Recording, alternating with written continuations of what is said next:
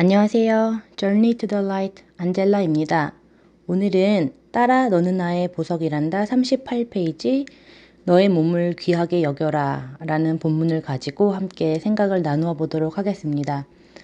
제가 몇 달 전부터 마음에 품고 기도하고 있는 아이가 있습니다. 혹시 그 아이가 이 영상을 언젠가라도 듣게 되지는 않을까 하는 떨리는 마음으로 그 아이를 향한 저의 진심이 전해질 수 있기를 바라는 마음으로 이 영상을 만들기 전에 사실 며칠 전부터 간절하게 기도를 더 많이 하고 왔습니다.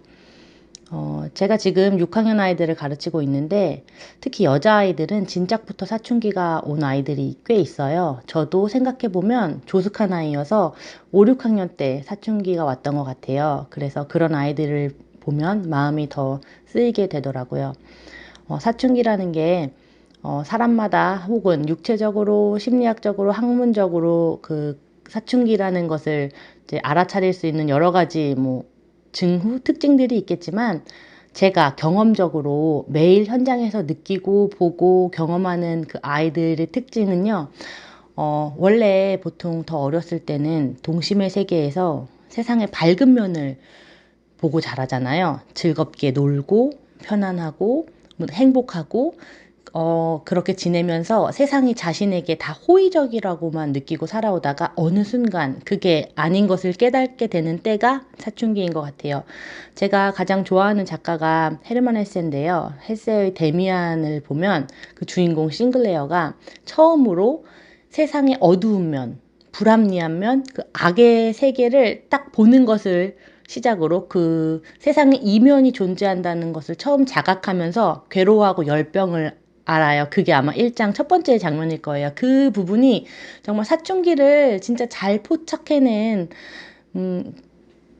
것이라고 저는 보이거든요. 되게 멋진 작품이라고 생각을 하는데 우리가 어른이 되면 세상의 전체적인 것, 밝음과 어두움, 합리와 비합리가 섞여 있는 이 세상, 좋음과 나쁨, 이런 여러 가지 면을 이 전체를 아우를 수 있게 되고 그 양 끝, 그 극단의 사이에 있는 수많은 스펙트럼이 존재하는 것을 알게 되고 보고 느끼고 경험하고 선택하고 또 실패하면서 이렇게 세상을 조금씩 알아가고 나도 자라가고 그렇게 되는 것 같은데요. 그 첫 발을 디딜 때 그 동심의 세계, 호의적인 세계, 빛으로 가득하던 그 세계가 전부가 아니라 딱 이면이 있다.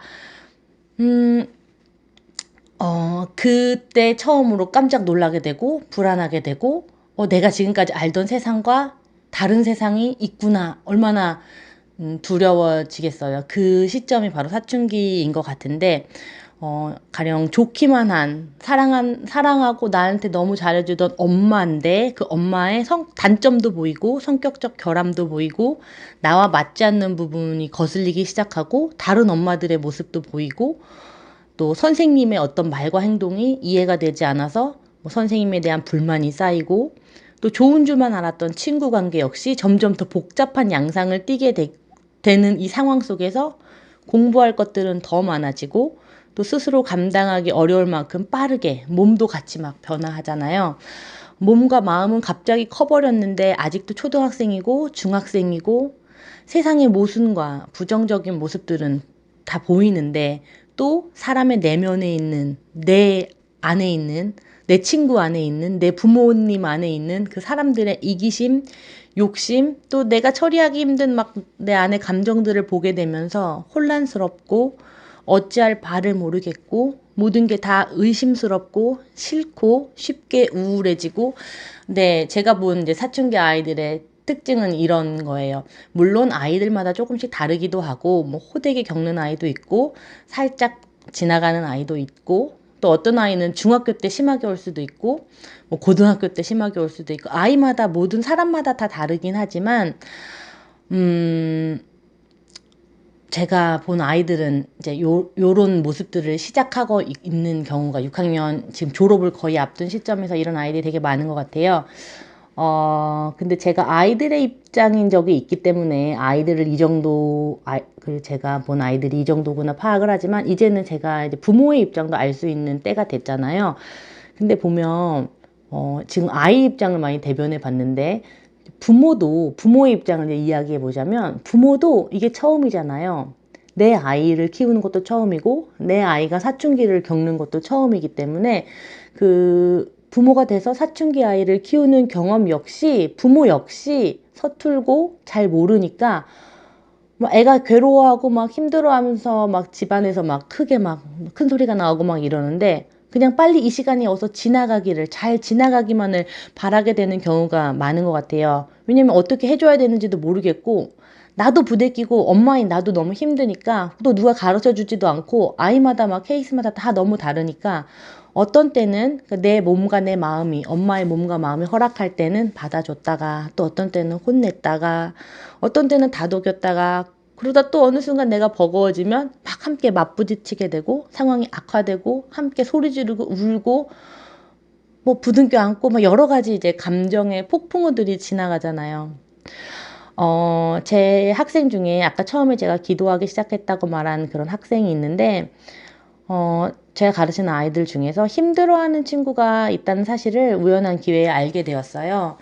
그 이야기를 듣고 마음이 정말 아팠습니다. 그 친구가 자해를 한대요.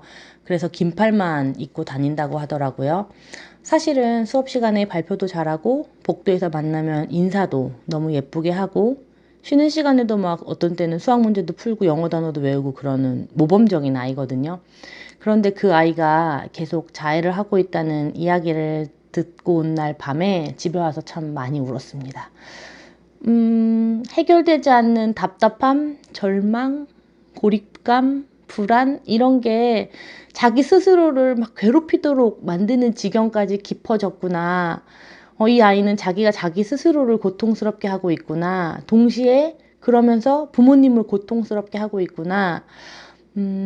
이 아이가 소리 없는 고함을 막 지르면서 아무리 이야기해도 이게 해소가 되지 않으니까, 그런 방법을 선택했나?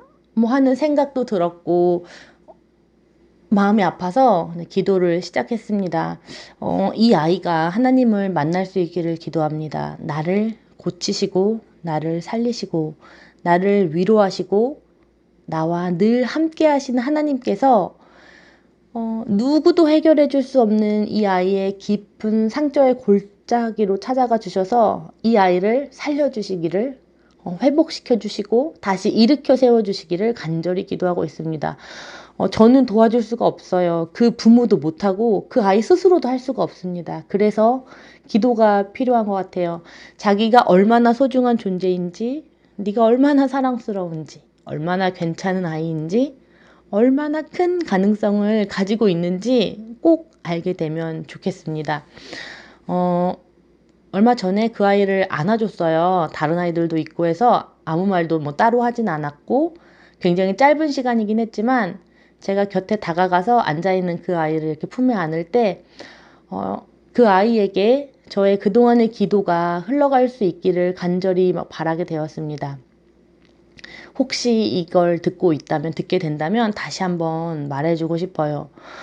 나도 너만 할 때 정말 힘들었어. 부모님께 반항하고 싶어서 나는 삭발도 했어.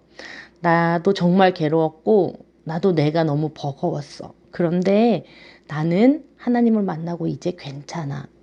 사실 선생님도 어른이지만 지금도 잘은 모르겠어. 그래서 매일 모르기 때문에 기도하고 성경으로 하나님을 만나.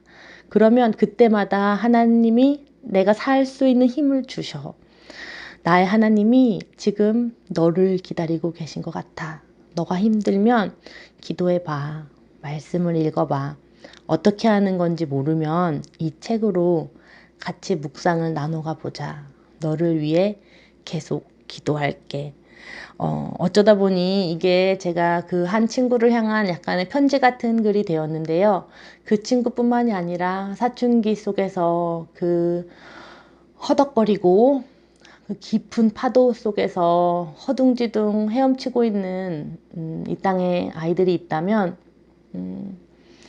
너의 괴로움은 온전히 하나님이 아시고, 너를 살릴 수 있는 분은 하나님이시고, 그럴수록 너의 몸을 아프게 하는 것이 아니라 너의 몸을 귀하게 여기면서 하나님을 바라볼 수 있으면 좋겠다는 이야기를 꼭 해주고 싶습니다. 우리 인생의 답은 오직 하나님께 달려있다는 사실을, 나의 이 괴로움을 오직 하나님은 다 아시고 해결책도 가지고 계신다는 그 사실을 꼭 전해주고 싶습니다. 오늘의 묵상은 여기서 마치도록 하겠습니다. 오늘도 샬롬입니다.